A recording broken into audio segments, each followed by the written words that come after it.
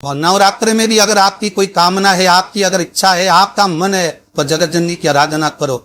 श्रीफल, श्रीफल लिखा हुआ नारियल, नारियल में पीछे की ओर जहां से जटा होती है और पकड़ के जहां से फोड़ते नारियल को, उस जटा के पास में 3 छिद्र होते। शंकर भगवान को पूर्णता में देने वाला और शंकर भगवान के द्वारा संकट हरने वाला इन फल वो कहलाता श्रीफल।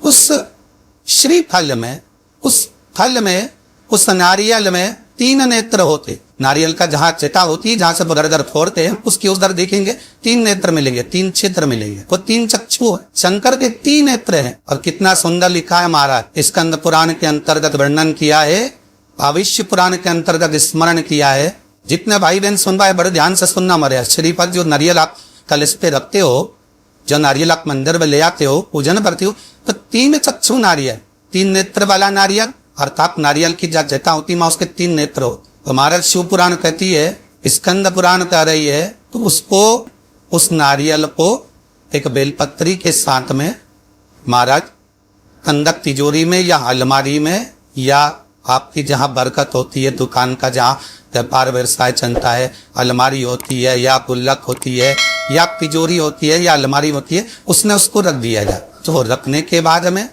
दूसरा गया तो निकालिए, और निकालने के बाद उसको पूरे घर में घुमाने के बाद में श्री गणेश जी के मंदिर में, जो भी तुम्हारे घर में, तुम्हारे गांव में, तुम्हारे नगर में जो गणेश जी का मंदिर हो, उस मंदिर में ले जाकर उसको रखिए। वहां से मात्र 1 दुर्वा लेकर आए, गणेश जी महाराज की छड़ी हुई केवल 1 दुर्वा, और उस दुर्वा को दरवाजे की दहली पर छुलाकर उस दुर्वा को अपनी अलमारी में, अपनी तिजोरी में उसी दिन रख दो जिस दिन लेकर आए हमारे।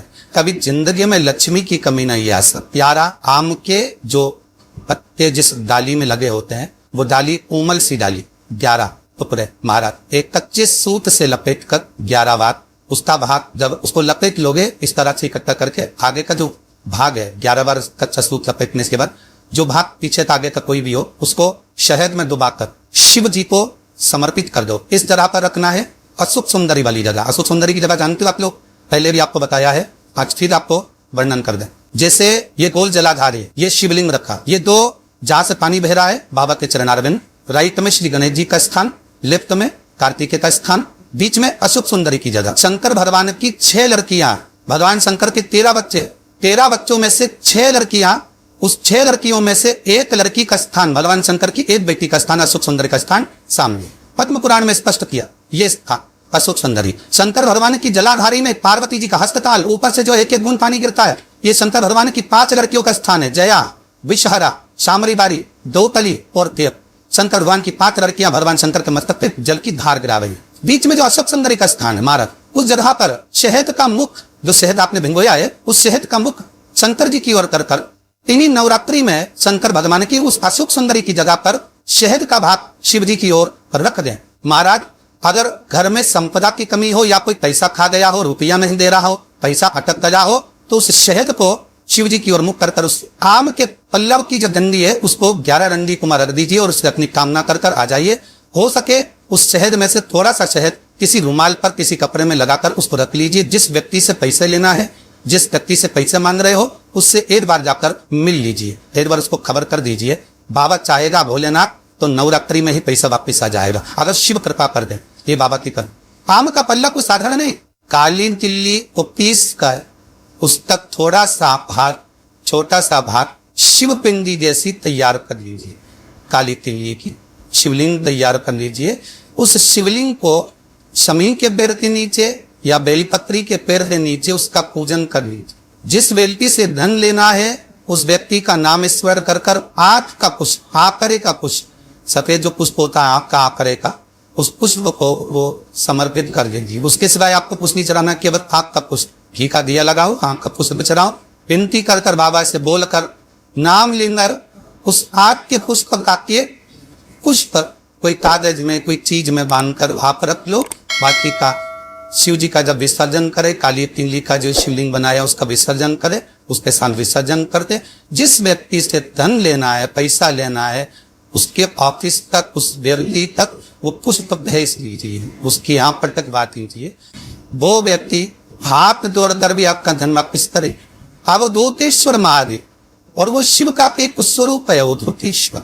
शंकर का एक प्रतिबिंब एक स्वरूप है उद्धवतीश्वर। जो व्यक्ति के जीवन में कुछ थोड़ी सी उथल पुथल कर कर वो कार्य को सिद्ध कर देते। एक और बात ध्यान रखिएगा मालिक, जिस एग्जाम में आप बार बार बैठ रहे हो, बार बार परीक्षा दे रहे हो, बार बार इंटरव्यू दे रहे हो और एग्जाम में ही लग रहा परीक्षा में आप उत्तीर्ण नहीं हो रहे, तो भी अवधूतेश्वर महादेव का स्मरण आटे का दिया बनाकर उसमें 4 बत्ती रखकर शंकर मंदिर की चौखट में बीच में जलाकर उस दिए को अवधूतेश्वर महादेव से लगाकर आप इंटरव्यू देने के लिए जाइए, आप परीक्षा देने के लिए जाइए, उसका फल मिले।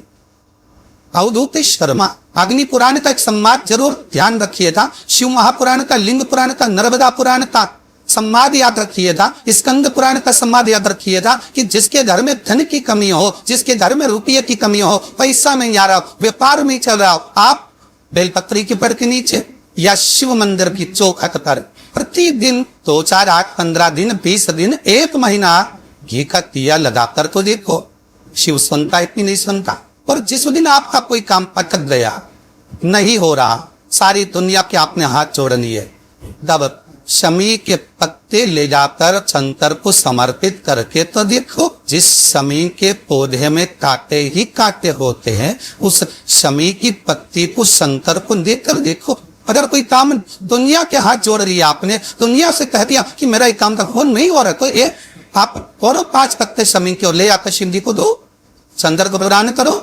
शिव कथा कहती है घर में अगर किसी को ज्यादा रोग सता रहा है, बीमारी बहुत ज्यादा हो गई है, वायरस ज्यादा लग गया है, वेंटिलेटर पर पड़ा है, तो एक प्रयास करना, शमी का फूल, शमी की पत्ती में, शमी का वृक्ष में फूल लगता है, उस फूल को लाकर भगवान नीलकंठेश्वर महादेव के नाम से शंकर जी को चढ़ा दो और शंकर जी का नाम लेकर उस थोड़ा सा जल, जो व्यक्ति बीमार है, शिव पर चढ़ा हुआ जल नीलकंठेश्वर महादेव के नाम से उसके शरीर पर कहीं ललाओ, उससे उसको स्वस्थ होने में देरी नहीं लगेगी, तो स्वस्थ।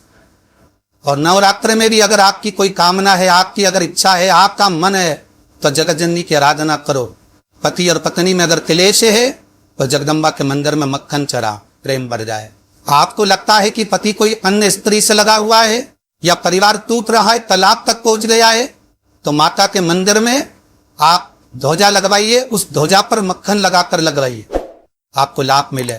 यदि आपको लगता है कि बच्चे बहुत ज्यादा अपशब्द बोल रहे हैं, मुंह चला रहे हैं और प्रेम नहीं रख रहे, तो माता के मंदिर में लाल पुष्प, लाल चंदन और लाल चूड़ी माँ को समर्पित करिए, प्रेम बढ़ेगा। बच्चा कभी आप जी से कम नहीं बोलेगा, प्रेम की भाषा निकलेगी।